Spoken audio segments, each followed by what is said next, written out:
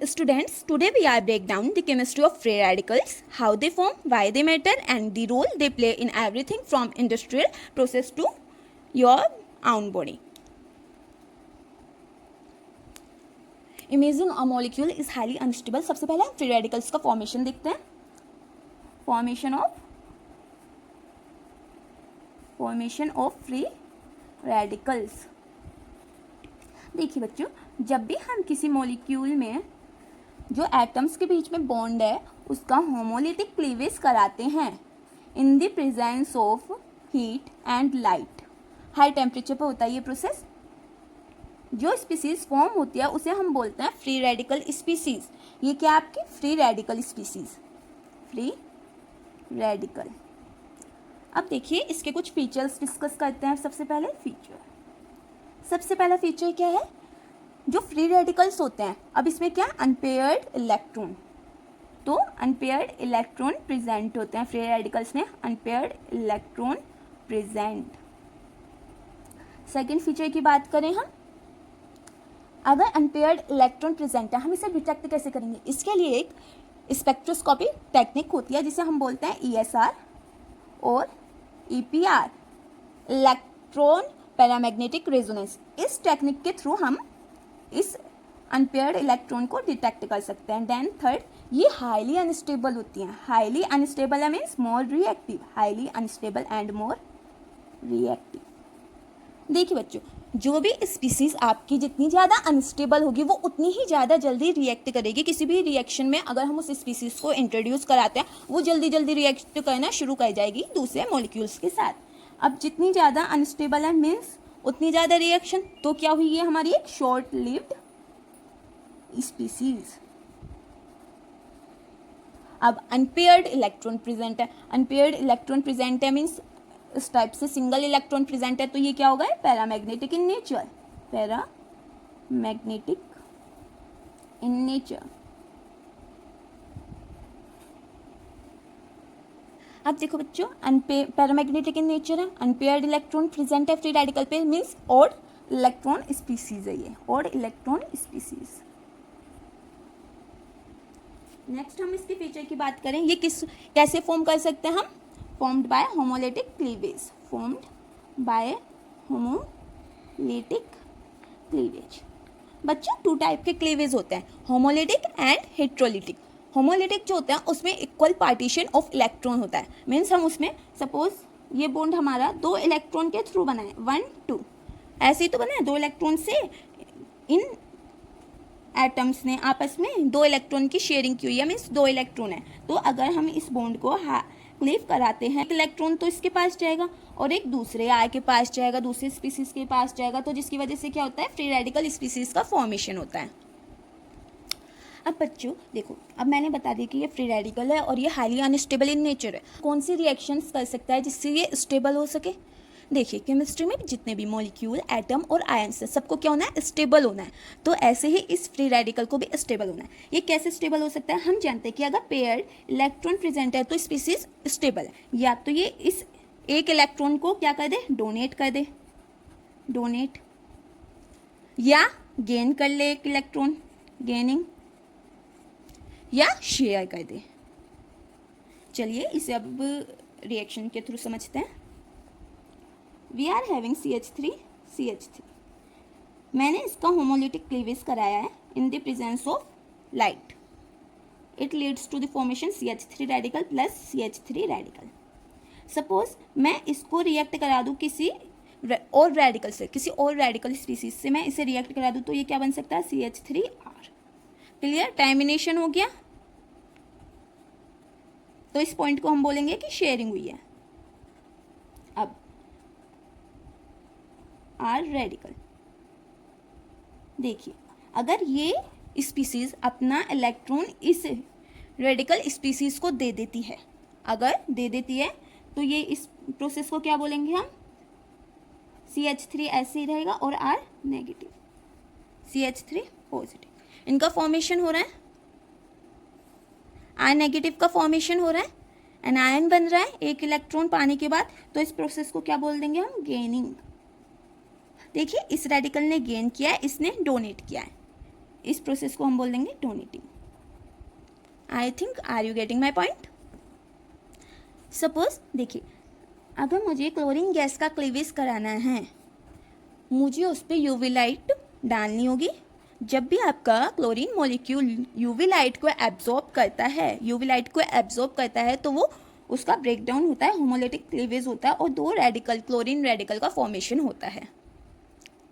अब हम इसकी कुछ रिएक्शंस पढ़ते हैं कि ये इतनी रिएक्टिव क्यों है। हमने बात कर ली कि ये शॉर्ट लिव्ड है, वन अनपेयर्ड इलेक्ट्रॉन प्रेजेंट है, इन्हें स्टेबल होने के लिए डायमैग्नेटिक इन नेचर होना चाहिए, या तो ये गेन करे इलेक्ट्रॉन, या शेयर करे, या डोनेट करे, कोई भी काम हो सकता है। तो इन मेथड से हम फ्री रेडिकल्स को स्टेबलाइज कर सकते हैं। बच्चों अब हम कुछ रिएक्शंस देखते हैं, reactions of free radicals. Reactions of free radicals हमने डिस्कस कर लिया। फोटोकेमिकली कंडीशन होनी जरूरी है, नेक्स्ट थर्मली कंडीशन होनी चाहिए, या आपका एक रिएजेंट होता है पेरोक्साइड। अगर पेरोक्साइड भी सिस्टम में प्रेजेंट है तो होमोलिटिक क्लीवेज हो सकता है, वहाँ से रेडिकल का फॉर्मेशन हो सकता है। देखिए, अगर मैं एक रेडिकल स्पीसीज को दूसरी रेडिकल स्पीसीज के साथ रिएक्ट कराती हूँ तो हमें क्या मिलती है, एक paired up spin molecule, spin paired molecule, जिसे हम बोलते हैं recombination reaction. Recombination reaction means radical का फॉर्मेशन हुआ, बाद में वो आपस में कंबाइन कर रहे हैं, तो इसलिए हमने इसका नाम दे दिया रिकॉम्बिनेशन रिएक्शन। नेक्स्ट रिएक्शन है हमारी, कोई रेडिकल है, उसके साथ स्पिन पेयर्ड अप मॉलिक्यूल है, मीन्स आर। तो ये क्या करता है, न्यू रेडिकल का फॉर्मेशन करेगा, न्यू रेडिकल का plus new spin paired molecule का।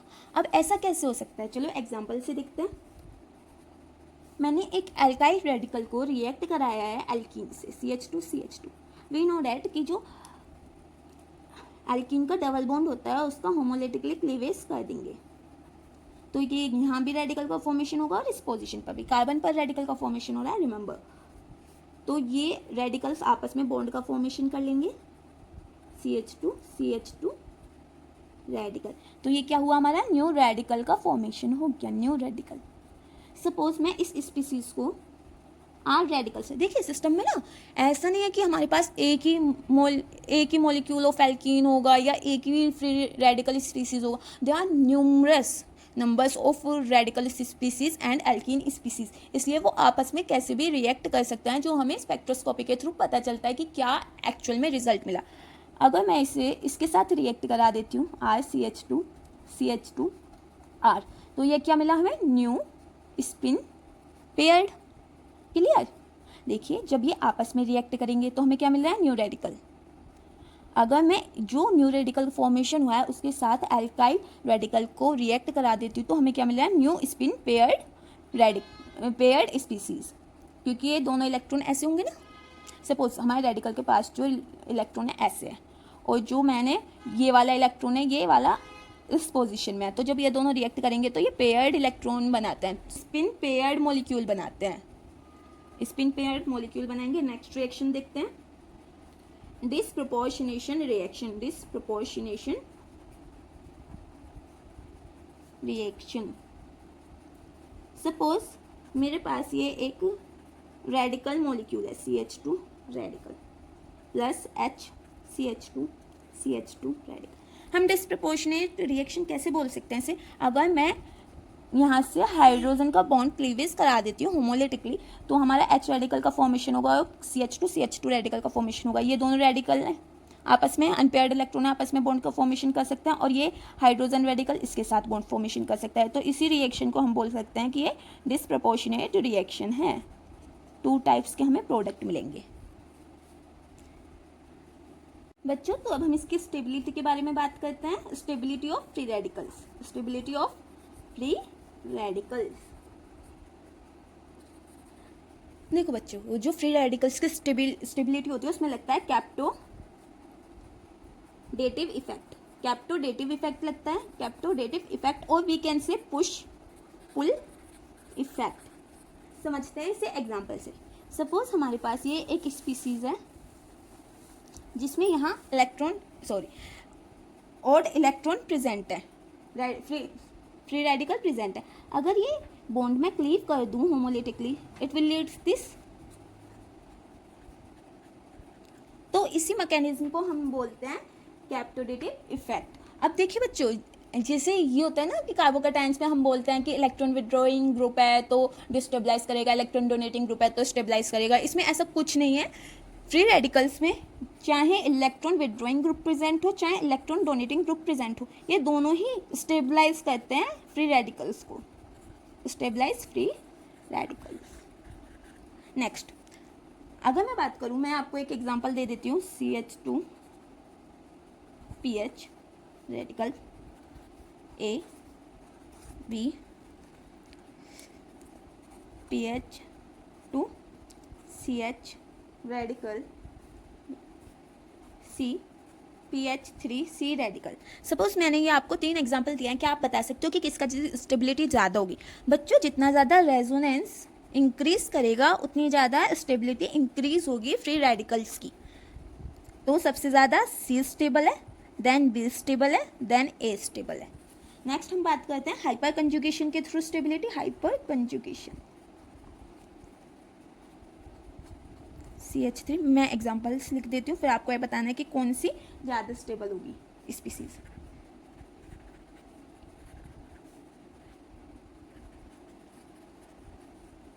A B C। क्या आप मुझे बता सकते हैं इन तीनों स्पीसीज में कौन सी ज़्यादा स्टेबल है? बच्चों देखो, जैसे जैसे आपका हाइपर कंजुगेशन इफेक्ट इंक्रीज होगा ऐसे ऐसे फ्री रेडिकल्स की स्टेबिलिटी इंक्रीज होगी। तो आप यहाँ पे देखिए कितने हाइपर अल्फा एच है, 3 3 6 3 9 9 अल्फा एच। इसमें देखिए 3 3 6 6 अल्फा एच 3 अल्फा एच। मैंने क्या बोला, जैसे जैसे हाइपर कंजुगेशन इंक्रीज होगा स्टेबिलिटी इंक्रीज होगी। तो ए आपका सबसे ज़्यादा स्टेबल, देन बी, देन सी। अब आप कुछ केसेस लिख लीजिए। बेंजाइलिक रेडिकल जो है वो ज़्यादा, बेंजाइलिक रेडिकल जो है वो ज़्यादा स्टेबल होगा देन एलाइलिक रेडिकल। क्लियर? और अगर मैं इसमें बोलने लगूँ कि कौन सा रेडिकल ज़्यादा स्टेबल है, देखिए ये sp है, ये वाले जो कार्बन के बॉन्ड है, ये तीनों क्या फॉर्मेशन कर रहे हैं? sp का। ये क्या कर रहा है? sp2 का। तो इसी वजह से ये ज़्यादा स्टेबल होगी, क्योंकि जितना ज़्यादा एस करेक्टर इंक्रीज होगा स्टेबिलिटी डिक्रीज होगी। CH3 radical, benzylic radical, allylic radical. बच्चों इनकी जो हाइब्रिडाइजेशन होती है वो sp2 होती है। ऐसा क्यों होता है? sp2 क्यों है?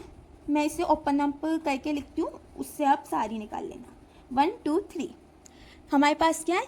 3 बॉन्ड पेयर प्रेजेंट है, लोन पेयर हमारे पास प्रेजेंट नहीं है, तो हम इसको क्या बोल देंगे? sp2 1 2 3। क्लियर? लेकिन अगर यहीं पर हाई इलेक्ट्रोनेगेटिव स्पीसीज है फ्लोरीन, जिसकी वजह से जो आपका p करेक्टर है वो इंक्रीज हो जाएगा। ये जो है 1 F p करेक्टर इंक्रीज होगा तो बॉन्ड एंगल डिक्रीज होगा, बॉन्ड एंगल डिक्रीज होगा, बॉन्ड एंगल डिक्रीज होगा। इसलिए जो ये लोन पेयर है ना, इसे हम ये जो रेडिकल है, फ्री रेडिकल है, इसे हम ट्रीट करेंगे as a lone pair to find out the hybridization. Remember, जब भी आपके पास कोई मोर इलेक्ट्रोनेगेटिव स्पीसीज प्रेजेंट है कार्बन के साथ में, और we can say free radical के साथ में मोर इलेक्ट्रोनेगेटिव स्पीसीज प्रेजेंट है, तो उसमें हम रेडिकल को as a lone pair treat करेंगे to find out the hybridization. तो 1 2 3 4 sp3 हाइब्रिडाइजेशन। अब हम देखते हैं bond dissociation energy. Bond dissociation energy मैं आपको कुछ एग्जांपल्स देती हूँ, देन आप फाइंड कीजिए RRR। अब आप मुझे बताइए कि किसकी बॉन्ड डिसोसिएशन एनर्जी ज़्यादा होगी, किसकी कम होगी? ए की, बी की, सी की। हमेशा याद रखिए, अगर कोई बॉन्ड क्लीव करने के बाद स्टेबल प्रोडक्ट मिल रहा है, क्या हो रहा है? स्टेबल प्रोडक्ट मिल रहा है, तो बॉन्ड एनर्जी क्या होगी? कम होगी। बॉन्ड डिसोसिएशन एनर्जी हमेशा कम होगी। अगर अनस्टेबल प्रोडक्ट मिल रहा है, अनस्टेबल प्रोडक्ट मिलता है बॉन्ड डिसोशिएट करने के बाद, तो बॉन्ड डिसोशिएशन एनर्जी क्या होगी? ज़्यादा होगी। अब इन तीनों केसेस में देखिए, यहाँ पर ये अगर मैं इस बॉन्ड को क्लीव करती हूँ तो 3 डिग्री बन रहा है, यहाँ पर 1 2 2 डिग्री बन रहा है, CH3 रेडिकल बन रहा है, तो सबसे ज़्यादा स्टेबल ए है, ए स्टेबल फॉर्मेशन कर रहा है, तो इसकी बॉन्ड डिसोसिएशन एनर्जी सबसे कम होगी, देन बी की, देन सी की। ठीक है, जितना ज़्यादा अनस्टेबल मॉलिक्यूल का फॉर्मेशन होगा उतनी ही ज़्यादा आपकी बॉन्ड एनर्जी होगी, क्योंकि कोई भी मॉलिक्यूल, एटम, स्पीसीज अनस्टेबल नहीं होना चाहता केमिस्ट्री में। केमिस्ट्री क्या, रियल लाइफ में भी कोई ह्यूमन बीइंग अनस्टेबल नहीं होना चाहता, सब अपनी लाइफ में स्टेबिलिटी फाइंड आउट करते हैं। ऐसे ही जो केमिस्ट्री के मॉलिक्यूल्स हैं वो अपनी लाइफ में स्टेबिलिटी ढूंढते हैं, और जहाँ उन्हें लगता है कि स्टेबिलिटी मिलेगी उसी स्पीसीज के साथ रिएक्ट कर लेते हैं। बच्चों, जो रेडिकल प्रोसेस होता है वो हाईली जो यूज़ करते हैं हम पॉलीमराइजेशन में यूज़ करते हैं। जब आप चैप्टर पढ़ोगे डिटेल में आपको उसके सारे यूजेस समझ आ जाएंगे। पॉलीमराइजेशन के थ्रू हम प्लास्टिक का फॉर्मेशन कर सकते हैं, पॉलीथीन का फॉर्मेशन कर सकते हैं, ऐसे बहुत सारी चीज़ें हैं जिनका हम फॉर्मेशन कर सकते हैं। हमने इस वीडियो में क्या समझा, जो फ्री रेडिकल है वो अनपेयर्ड इलेक्ट्रॉन स्पीसीज है, हाईली अनस्टेबल है, शॉर्ट लिव्ड है, एक्सट्रीमली रिएक्टिव है, और वो कंबशन रिएक्शन शो कर सकता है, पॉलीमराइजेशन रिएक्शन शो कर सकता है, मीन्स बहुत सारे बायोलॉजिकल सिस्टम्स को भी इफेक्ट कर सकता है। Thanks for watching. If you enjoyed this breakdown of free radicals, hit the like button, share this video and subscribe for more chemistry made simple, and let me know in the comments which chemical concept should I cover next. Which chemical concept should I cover next? Bye bye.